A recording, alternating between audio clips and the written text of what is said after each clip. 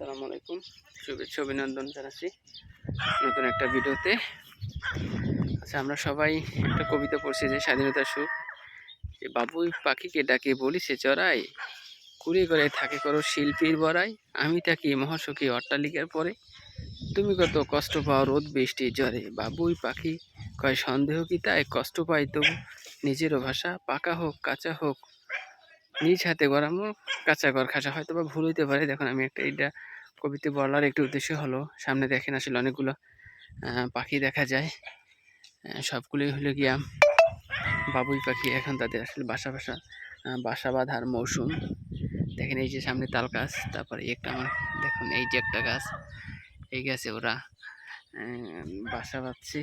দেখেন নিজ হাতে, কষ্ট পায় তবু থাকি নিজের বাসায়, নিজ হাতে গড়ানো কাঁচা ঘর খাসা।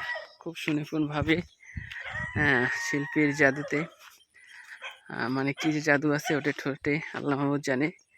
এত সুন্দর করে ওরা আসলে বাসাগুলা বাঁধে, সেটাই আসলে দেখানোর জন্য সামান্য একটু কবিতা আবৃত্তি করলাম। সেই সাথে আমি আপনাদেরকে সেই বাসাটাও দেখানোর চেষ্টা করলাম। এই দেখানোর সামনে আমার একটা তাল গাছ আছে, এই দেখুন তাল গাছে আসলে খুব সুন্দর করে ওরা আসলে বাসা বাঁধতে আছে।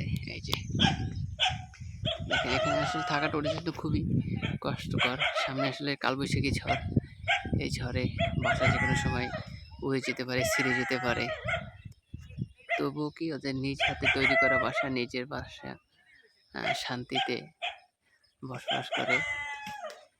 এই কবিতাটার মাধ্যমে আমাদেরকে আসলে অনেক কিছু শিক্ষা দেয়। নিজ হাতে করার মাধ্যমে আসলে সব কিছু আনন্দ একটা আলাদা। এই যে দেখেন, এই বলার সাথে সাথে এই দেখেন ওই যে পাখি, বাবুই পাখি, ওই যে বাসা বানার যে উপকরণ নিয়ে আসছে, এবং দেখেন কত সুন্দর করে এক ফাঁক দিয়ে নিয়ে আর এক ফাঁক দিয়ে ঢুকিয়ে খুব সুন্দর করে বাসা তৈরি করতেছে। দেখেন এই যে, হয়তোবা কতটুকু দেখাইতে পারতেছি জানি না, তো যতটুকু চেষ্টা করছি আপনাদেরকে আসলে বাবুই পাখির বাসাটা দেখানোর জন্য বা তাদের সম্পর্কে কিছু বলার জন্যই সামান্য কবিতাটা আবৃত্তি এবং এই ভিডিওটা করা। সুন্দরভাবে বাসা তৈরি করতেছে, এবং সামনে আসলে অজস্র পাখি, সামনে অজস্র গাছ আছে, সেই সব গাছগুলো দিয়ে আসলে বাবুই পাখির বাসা। আর আমার যদি একটু হাতে বাঁ দিকে ঘুরাই, এই হলো পাকা ঘর খাসা তবু থাকি ভাই পরেরও বাসা। এই হলো চড়াই পাখির বাসা। দেখেন এখানে আসলে চড়াই পাখি থাকে পরের বাসায়, পরের ঘরে।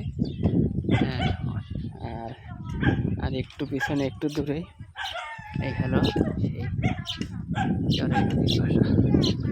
ধন্যবাদ সবাইকে সাথে থাকার জন্য। আসসালামু আলাইকুম।